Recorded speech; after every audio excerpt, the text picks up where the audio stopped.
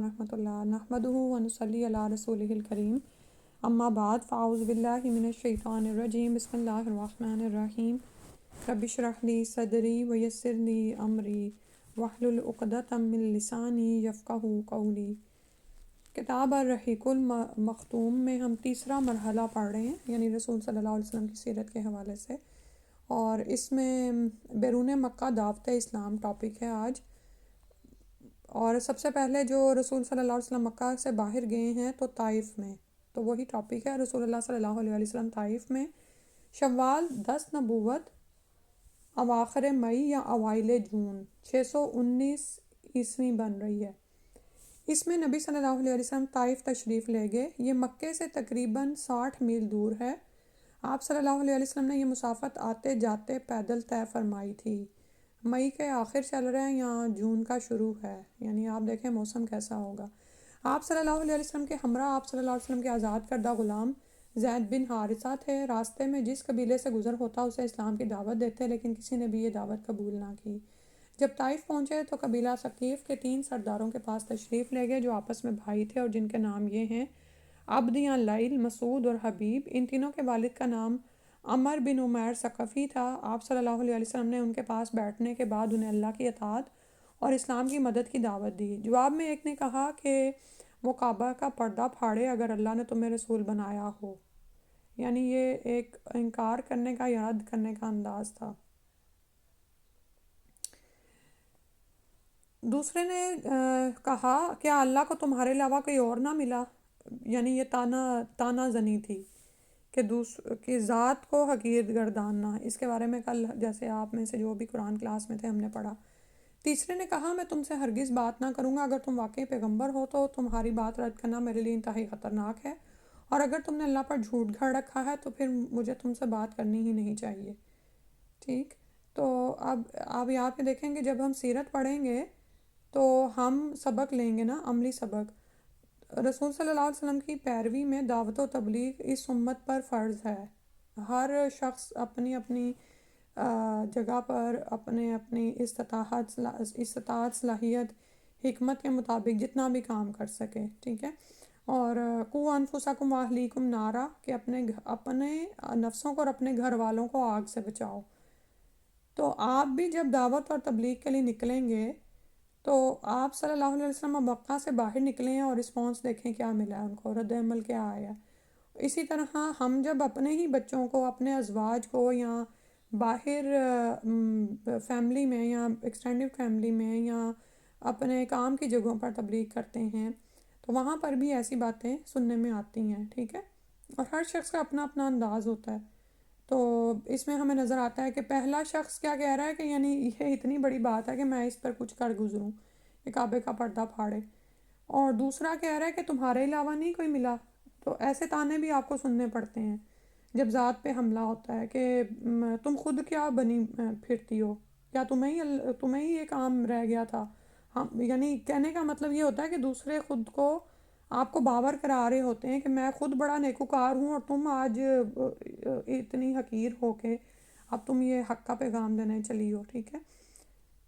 اور پھر یہ کہ تیسرے بندے نے جو کہا ہے کہ تم واقعی پیغمبر ہو تو تمہاری بات رد کرنا میرے لیے انتہائی خطرناک ہے، یعنی وہ بھی کیا کر رہا ہے کہ حق ہے اگر نبی صلی اللہ علیہ وسلم کی بات، تو چاہیے تو یہ تھا کہ وہ اس کو قبول کرے تاکہ اپنی زندگی کی اصلاح کر لے، لیکن وہ ساتھ میں یہ کہہ رہا ہے کہ اگر تم نے اللہ پر جھوٹ گھڑا تو پھر مجھے تم سے بات ہی نہیں کرنی، یعنی میں جس زندگی کے مزے میں ہوں میں اسی میں رہنا چاہتا ہوں، اپنے ہی کمفرٹ زون میں رہنا چاہتا ہوں، تم جو بھی کہہ رہے ہو مجھے یعنی اپنی ذات کا فائدہ اس کو نظر نہیں آ رہا، ٹھیک ہے۔ تو ایسی باتیں جب آپ کے سامنے آئیں تو گھبرانا نہیں ہے، اور یہ نہیں سوچنا کہ اب میں تو ٹھیک ہے، میں اپنے اس میں قید خانے میں بند ہو جاؤں، یہ تو کوئی میری بات ہی نہیں سنتا ہے تو میرے لیے اپنی نمازیں اور روزے ہی کافی ہیں۔ نہیں، آپ کو یہ دیکھنا ہے کہ جو بات آپ بتا رہے ہیں دوسرے کو وہ حق بات ہے اور اس کو پہنچانا ہماری ذمہ داری ہے۔ اگر کوئی آپ کی ذات پر تانے دیتا ہے یا تو آپ کام روک کے بیٹھ جاتے تو اس کا مطلب یہ ہے کہ آپ کو اپنی ذات سے محبت ہے، دین سے پیار نہیں ہے۔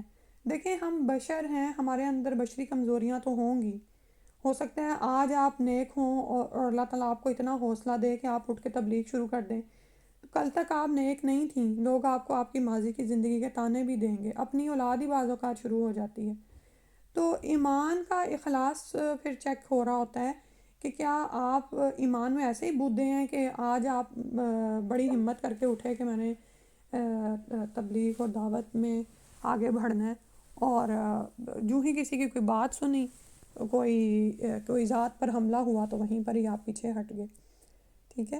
تو نبی صلی اللہ علیہ وسلم کا دیکھتے ہیں، آپ صلی اللہ علیہ وسلم نے یہ جواب سن کر وہاں سے آپ اٹھ کھڑے ہوئے اور صرف اتنا فرمایا، تم لوگوں نے جو کچھ کیا بہرحال اسے پس پردہ ہی رکھنا۔ رسول اللہ صلی اللہ علیہ وسلم نے طائف میں 10 دن قیام فرمایا۔ اس دوران آپ صلی اللہ علیہ وسلم ان کے ایک ایک سردار کے پاس تشریف لے گئے اور ہر ایک سے گفتگو کی، لیکن سب کا ایک ہی جواب تھا کہ تم ہمارے شہر سے نکل جاؤ، بلکہ انہوں نے اپنے اوباشوں کو شہ دے دی، یعنی ان کو کھلی چھٹی دے دی۔ چنانچہ جب آپ صلی اللہ علیہ وسلم نے واپسی کا قصد فرمایا تو یہ اوباش گالیاں دیتے، تالیاں پیٹتے اور شور مچاتے آپ صلی اللہ علیہ وسلم کے پیچھے لگ گئے، اور دیکھتے دیکھتے اتنی بھیڑ جمع ہو گئی کہ آپ صلی اللہ علیہ وسلم کے راستے کے دونوں جانب لائن لگ گئی۔ پھر گالیوں اور بدزبانیوں کے ساتھ ساتھ پتھر بھی چلنے لگے، جس سے آپ صلی اللہ علیہ وسلم کی ایڑی پر اتنے زخم آئے کہ دونوں جوتے خون میں تربتر ہو گئے۔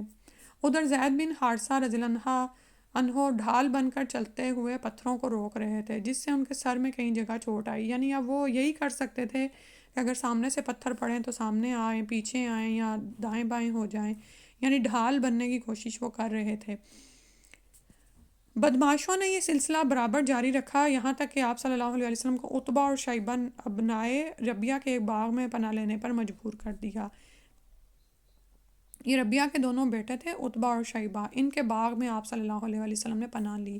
یہ باغ طائف سے 3 میل کے فاصلے پر واقع تھا۔ جب آپ صلی اللہ علیہ وسلم نے یہاں پر پناہ لی تو بھیڑ واپس چلی گئی، اور آپ صلی اللہ علیہ وسلم ایک دیوار سے ٹیک لگا کر انگور کے بیل کے سائے میں بیٹھ کے قدر اطمینان ہوا تو دعا فرمائی، جو دعائے مستضعفین کے نام سے مشہور ہے، اور یہ بہت ہی خوبصورت دعا ہے کمزوروں کے لیے۔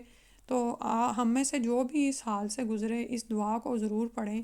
اس دعا کے ایک ایک فقرے سے اندازہ کیا جا سکتا ہے کہ طائف میں اس بدسلوکی سے دوچار ہونے کے بعد اور کسی ایک بھی شخص کے ایمان نہ لانے کی وجہ سے آپ صلی اللہ علیہ وسلم کس قدر دل فگار تھے، اور آپ صلی اللہ علیہ وسلم کے احساسات پر حزن و علم اور غم و افسوس کا کس قدر غلبہ تھا۔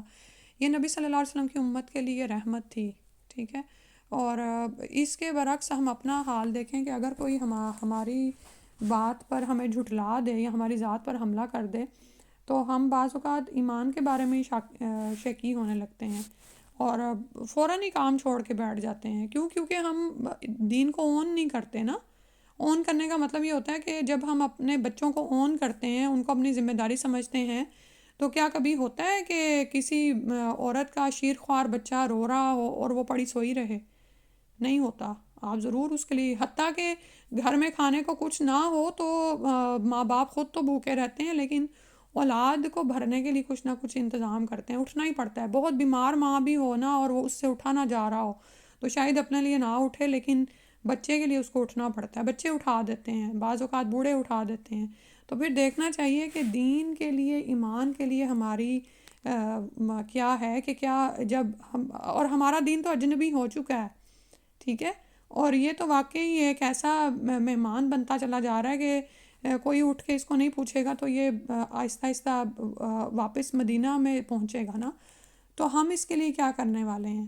تو نبی صلی اللہ علیہ وسلم کا غم و علم کیا تھا، حزن و علم کیا تھا، غم اور افسوس تھا امت کے حال پر، کہ میں ان کی بھلائی کا ایک بات ان کو بتا رہا ہوں اور یہ ماننے کو تیار نہیں، کوئی ایک بندہ بھی میری بات نہیں سن رہا ہے، ٹھیک ہے۔ تو یہ آپ صلی اللہ علیہ وسلم کی امت کے لیے شفقت اور رحمت تھی۔ آپ صلی اللہ علیہ وسلم نے فرمایا، دعا دیکھتے ہیں، اللہم الیک اشکو ضعف قوتی وقلت حیلتی وہوانی علی الناس یا ارحم الراحمین، انت رب المستضعفین وانت ربی الی من تکلنی، الی بعیدی یتجہمنی ام الی عدو ملکتہ امری، ان لم یکن بک علی غضب فلا ابالی ولکن عافیتک ہی اوسع لی، اعوذ بنور وجہک الذی اشرقت لہ الظلمات وصلح علیہ امر الدنیا والآخرہ من ان تنزل بی غضبک او یحل علی سخطک لک العتبی حتی ترضی ولا حول ولا قوة الا بک۔ بار الہا میں تجھی سے اپنی کمزوری اور بے بسی اور لوگوں کے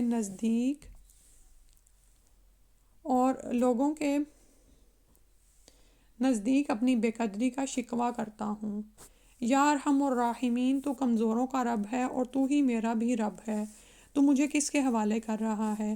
کیا کسی بیگانے کے جو میرے ساتھ تندی سے پیش آئے، یا کسی دشمن کے جس کو تو نے میرے معاملے کا مالک بنا دیا ہے؟ اگر مجھ پر تیرا غضب نہیں ہے تو مجھے کوئی پرواہ نہیں، لیکن تیری عافیت میرے لیے زیادہ کشادہ ہے۔ میں تیرے چہرے کے اس نور کی پناہ چاہتا ہوں جس سے تاریکیاں روشن ہو گئیں، اور جس پر دنیا اور آخرت کے معاملات درست ہوئے، کہ تو مجھ پر اپنا غضب نازل کرے یا تیرا عتاب مجھ پر وارد ہو۔ تیری ہی رضا مطلوب ہے، یہاں تک کہ تو خوش ہو جائے، اور تیرے بغیر کوئی زور اور طاقت نہیں۔ تو یہ یاد سے جب بھی آپ کسی ایسی ہی حالت کا شکار ہوں کہ نہ تو دعا قبول ہو رہی ہے، نہ کہیں سے کوئی مدد کا کوئی امید ہے، اور سب لوگوں کی طرف سے ناقدری ہو آپ کی، ٹھیک ہے، تو واقعی انسان بڑی مصیبت میں آ جاتا ہے نا۔ آپ یہ دیکھیں کہ ہم تو عام انسان ہیں، اور یہ اشرف الانبیاء ہیں، رسول صلی اللہ علیہ وسلم کو بھی اس بات کا ہوا، اور کس طرح انہوں نے اوباشوں کو آپ کے پیچھے لگایا ہے، اور خون ہی خون ہے جو آپ کے پیروں میں بھی تھا اور جوتے میں بھی اور ہر طرف، اور زید بن حارثہ آپ کو بچا نہیں پا رہے تھے حالانکہ وہ خود بھی زخمی ہو رہے تھے۔ تو ہم تو اس حد تک آزمائے نہیں جاتے، لیکن اس سے کم آزمائشیں آتی ہیں، تو اس دعا کو پڑھیں۔ ادھر آپ صلی اللہ علیہ وسلم کو ابنائے ربیہ نے اس حالت زار میں دیکھا تو ان کے جذبہ قرابت میں حرکت پیدا ہوئی، یعنی قریبی رشتہ داری کی وجہ سے، اور انہوں نے اپنے ایک عیسائی غلام کو جس کا نام عداس تھا بلا کر کہا کہ اس انگور سے ایک گچھا لو اور اس شخص کو دے آؤ۔ جب اس نے انگور آپ صلی اللہ علیہ وسلم کی خدمت میں پیش کیا تو آپ صلی اللہ علیہ وسلم نے بسم اللہ کہہ کر ہاتھ بڑھایا اور کھانا شروع کیا۔ عداس نے کہا یہ جملہ تو اس علاقے کے لوگ نہیں بولتے۔ رسول اللہ صلی اللہ علیہ وسلم نے فرمایا تم کہاں کے رہنے والے ہو اور تمہارا دین کیا ہے؟ اس نے کہا میں عیسائی ہوں اور نینوا کا باشندہ ہوں۔ رسول اللہ صلی اللہ علیہ وسلم نے فرمایا اچھا تم مرد صالح یونس بن متیٰ کی بستی کے رہنے والے ہو؟ اس نے کہا آپ یعنی صلی اللہ علیہ وسلم یونس بن متیٰ کو کیسے جانتے ہیں؟ رسول اللہ صلی اللہ علیہ وسلم نے فرمایا وہ میرے بھائی تھے، وہ نبی تھے اور میں بھی نبی ہوں، یعنی نبوت کا جو رشتہ تھا وہ اخوت نبوی کی وجہ سے آپ صلی اللہ علیہ وسلم نے ان کو بھائی کہا۔ یہ سن کر عداس رسول اللہ صلی اللہ علیہ وسلم پر جھک پڑا اور آپ صلی اللہ علیہ وسلم کے سر اور ہاتھ پاؤں کو بوسہ دیا۔ یہ دیکھ کر ربیہ کے دونوں بیٹوں نے آپس میں کہا لو اس شخص نے ہمارے غلام کو بگاڑ دیا۔ اس کے بعد عداس واپس گیا تو دونوں نے اس سے کہا اجی یہ کیا معاملہ تھا؟ اس نے کہا میرے آقا روئے زمین پر اس شخص سے بہتر اور کوئی نہیں، اس نے مجھے ایک ایسی بات بتائی ہے جسے نبی کے سوا کوئی نہیں جانتا۔ ان دونوں نے کہا دیکھو عداس کہیں یہ شخص تمہیں تمہارے دین سے پھیر نہ دے، کیونکہ تمہارا دین اس کے دین سے بہتر ہے۔ تو آپ یہ دیکھیں کہ جو جس عقیدے پر ہوتا ہے وہ اس میں اتنا کٹر ہو جاتا ہے کہ اب وہ بتا رہا ہے عداس ان کو کہ اس نے مجھے ایسی بات بتائی ہے جسے کوئی نبی کے علاوہ نہیں جانتا، لیکن اس کے باوجود بھی اس کو پھر کہنے لگے کہ یہ تمہیں تمہارے دین سے نہ پھیر دے۔ قدرے ٹھہر کر رسول اللہ صلی اللہ علیہ وسلم باغ سے نکلے تو مکہ کی راہ پر چل پڑے۔ غم و الم کی شدت سے طبیعت نڈھال اور دل پاش پاش تھا۔ کرنے منازل پہنچے تو اللہ تعالیٰ کے حکم سے جبریل علیہ السلام تشریف لائے، ان کے ساتھ پہاڑوں کا فرشتہ بھی تھا۔ وہ آپ صلی اللہ علیہ وسلم سے یہ گزارش کرنے آیا تھا کہ آپ صلی اللہ علیہ وسلم حکم دیں تو وہ اہل مکہ کو دو پہاڑوں کے درمیان پیس ڈالے۔ اب اس میں آپ یہ دیکھیں کہ رسول صلی اللہ علیہ وسلم کس حال میں ہے، جسمانی طور پر بھی زخمی ہیں، اور دلی طور پر بھی دل بجھا ہوا ہے، کیونکہ کسی نے قبول نہیں کیا دین کو نا، تو دل فگار ہے۔ تو اس حالت میں خود کو محسوس کریں کہ جسمانی بھی تنگی ہے، ذہنی بھی اور دلی تنگی بھی ہو، تو آپ صلی اللہ علیہ وسلم کے پاس آفر آتی ہے، اور آفر کیا ہے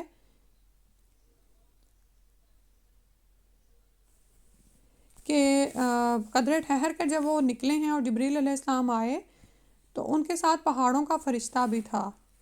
وہ آپ صلی اللہ علیہ وسلم سے یہ گزارش کرنے آیا تھا کہ آپ صلی اللہ علیہ وسلم حکم دیں تو اہل مکہ کو دو پہاڑوں کے درمیان پیس ڈالے، یعنی کہ جن دشمنوں نے آپ کو ستایا ہو ان سے بدلہ لینے کا ساتھ ہی موقع فراہم کیا جا رہا ہے۔ اس واقعے کی تفصیل صحیح بخاری میں عائشہ رضی اللہ عنہا سے مروی ہے۔ ان کا بیان ہے کہ انہوں نے ایک روز رسول اللہ صلی اللہ علیہ وسلم سے دریافت کیا کہ کیا آپ صلی اللہ علیہ وسلم پر کوئی ایسا دن بھی آیا ہے جو احد کے دن سے زیادہ سنگین رہا ہو؟ آپ صلی اللہ علیہ وسلم نے فرمایا ہاں، تمہاری قوم سے مجھے جن جن مصائب کا سامنا کرنا پڑا ان میں سب سے سنگین مصیبت وہ تھی جس سے میں گھاٹی کے دن دوچار ہوا۔ جب میں نے اپنے آپ کو عبد یا لیل بن عبد کلال کے صاحبزادے پر پیش کیا مگر اس نے میری بات منظور نہ کی تو میں غم و الم سے نڈھال اپنے رخ پر چل پڑا اور مجھے کن سالب پہنچ کر ہی افاقہ ہوا۔ میں نے وہاں سر اٹھایا تو کیا دیکھتا ہوں کہ بادل کا ایک ٹکڑا مجھ پر سایہ فگن ہے، یعنی سایہ کیے ہوئے ہے۔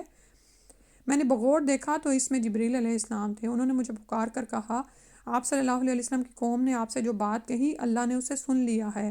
اب اس نے آپ صلی اللہ علیہ وسلم کے پاس پہاڑوں کا فرشتہ بھیجا ہے تاکہ آپ صلی اللہ علیہ وسلم ان کے بارے میں اسے جو چاہیں حکم دیں۔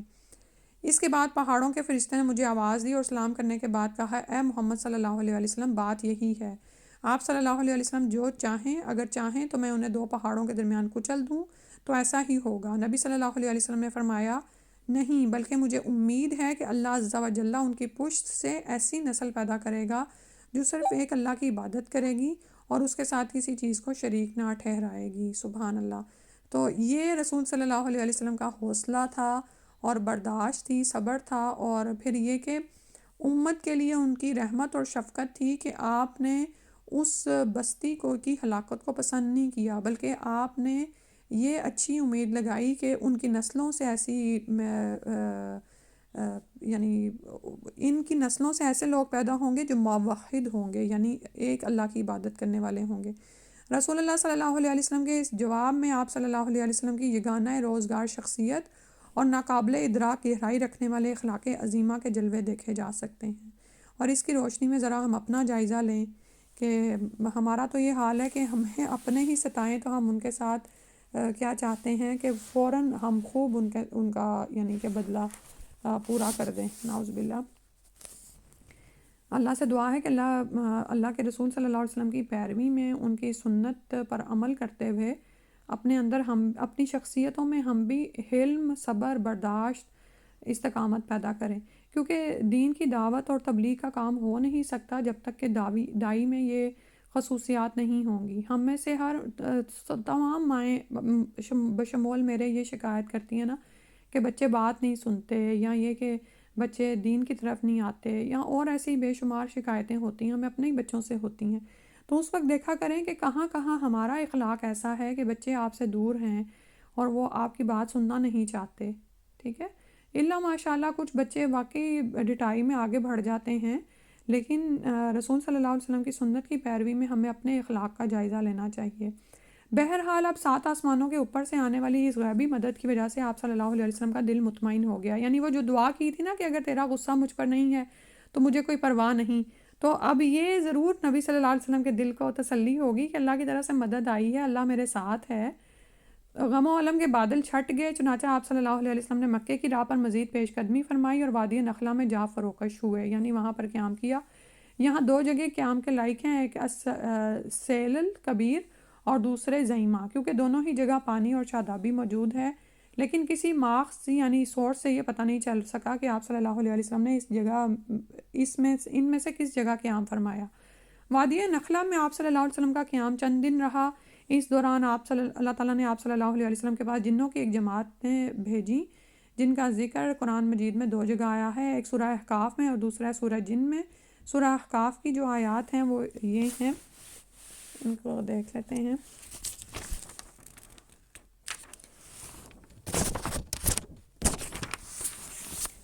وَإِذْ صَرَفْنَا إِلَيْكَ نَفَرًا مِّنَ الْجِنِّ يَسْتَمِعُونَ الْقُرْآنَ فَلَمَّا حَضَرُوهُ قَالُوا أَنصِتُوا فَلَمَّا قُضِيَ وَلَّوْا إِلَىٰ قَوْمِهِمْ مُنذِرِينَ قَالُوا يَا قَوْمَنَا إِنَّا سَمِعْنَا كِتَابًا أُنزِلَ مِن بَعْدِ مُوسَىٰ مُصَدِّقًا لِّمَا بَيْنَ يَدَيْهِ يَهْدِي إِلَى الْحَقِّ وَإِلَىٰ طَرِيقٍ مُّسْتَقِيمٍ يَا قَوْمَنَا أَجِيبُوا دَاعِيَ اللَّهِ وَآمِنُوا بِهِ يَغْفِرْ لَكُم مِّن ذُنُوبِكُمْ وَيُجِرْكُم مِّنْ عَذَابٍ أَلِيمٍ۔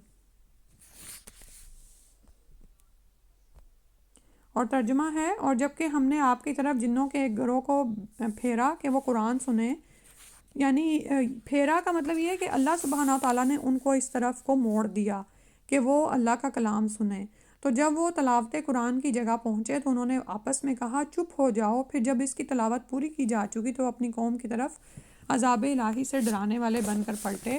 انہوں نے کہا، اے ہماری قوم، ہم نے ایک کتاب سنی ہے جو موسیٰ کے بعد نازل کی گئی ہے، اپنے سے پہلے کی تصدیق کرنے والی ہے، حق اور راہ راست کی طرف رہنمائی کرتی ہے۔ اے ہماری قوم، اللہ کے داعی کی بات مان لو اور اس پر ایمان لے آؤ، اللہ تمہارے گناہ بخش دے گا اور تمہیں دردناک عذاب سے بچائے گا۔ سبحان اللہ۔ تو انسان تو ایمان نہیں لائے، لیکن اللہ نے دو مخلوقات، جن اور انسان دونوں ہی اس دنیا میں مکلف اتارے ہیں، یعنی ان پر انہیں اختیار کی آزادی ہے اور ان سے پوچھ ہوگی۔ تو اللہ تعالیٰ نے جنوں کے گروہ کو نبی صلی اللہ علیہ وسلم کی طرف پلٹایا اور وہ ایمان لا کر پلٹے، اور ایسا ایمان کہ جب تلاوت پوری کی جا چکی تو خود تو ایمان لائے، اپنی قوم کی طرف عذاب الہی سے ڈرانے والے بن کر پلٹے۔ یعنی آپ دیکھتے ہیں کہ کچھ لوگوں کے اندر اتنی خیر ہوتی ہے کہ جو ہی ان کو ہدایت پیش کی جاتی ہے تو وہ نہ صرف اپنے لیے فائدہ مند ہو جاتے ہیں بلکہ اپنے سارے پیچھے والوں کے لیے نافع بن جاتے ہیں۔ تو کبھی اس بات پر پریشان نہ ہوں، ہم اپنے دل میں کچھ سوچے ہوئے ہوتے ہیں کہ فلاں شخص کو میں نے دعوت دی اور اس نے دین کی دعوت قبول نہیں کی، اسے میں نے درس میں بلایا تھا، وہ نہیں آیا۔ آپ نہیں جانتے کہ اللہ تعالیٰ نے کن لوگوں کے لیے آپ کی طرف سے خیر رکھی ہوئی ہے، ٹھیک ہے؟ تو ہمارے سے مطلوب کیا، ہم اپنا کام کرتے چلے جائیں۔ ہمیں یہ نہیں پوچھا جائے گا کہ کتنے لوگوں کو دین پر بلایا، سوری، کتنے لوگ تمہاری دعوت سے مسلمان ہو گئے، یا یہ کہ فلاں کو تم نے دعوت دی وہ مسلمان کیوں نہیں ہوا۔ ہمارا تو اخلاص چیک کیا جا رہا ہے۔ تو خیر قبول کرنے کی توفیق تو اللہ ہی کی طرف سے ہے، ہمارا کام کیا ہے کہ پہنچا دینے کی ذمہ داری ہے، اور یہ ہم نے کرتے رہنا ہے، ٹھیک ہے؟ تو بعض لوگوں کے اندر اتنی خیر ہوتی ہے کہ وہ آپ کی بات سنتے ہیں، حالانکہ دیکھنے میں بعض اوقات ہم کچھ لوگوں کو ایسے سمجھ رہے ہوتے ہیں کہ اس کو میں کیا دین کی طرف بلاؤں، یہ پتہ نہیں آئے گی بھی کہ نہیں، لیکن آپ نہیں جانتے کہ اس کے اندر کتنی خیر ہو اور وہ دوسروں کو اس دین کی طرف دعوت دینے والی بن جائے، اور پھر ان کو کہنے لگے کہ اللہ ایمان لانے کے فوائد کیا ہیں، کہ اللہ تمہارے گناہ بخش دے گا اور تمہیں دردناک عذاب سے بچائے گا۔ سبحان اللہ۔ اللہ سبحانہ تعالیٰ ہمیں بھی توفیق عطا فرما دے کہ ہم اللہ کے دین کی دعوت لے کر کھڑے ہوں اور اس میں کبھی گھبرائیں نہیں اور شرم محسوس نہ کریں، اور اس دین کو سیکھیں، اصل دین کو سیکھیں، اس پر عمل کریں اور دوسروں تک اس کو پہنچانے والے بنیں۔ آمین یا رب العالمین۔ سبحانک اللہم و بحمدک، اشہد ان لا الہ الا انت، استغفرک و اتوب الیک۔ السلام علیکم ورحمۃ اللہ۔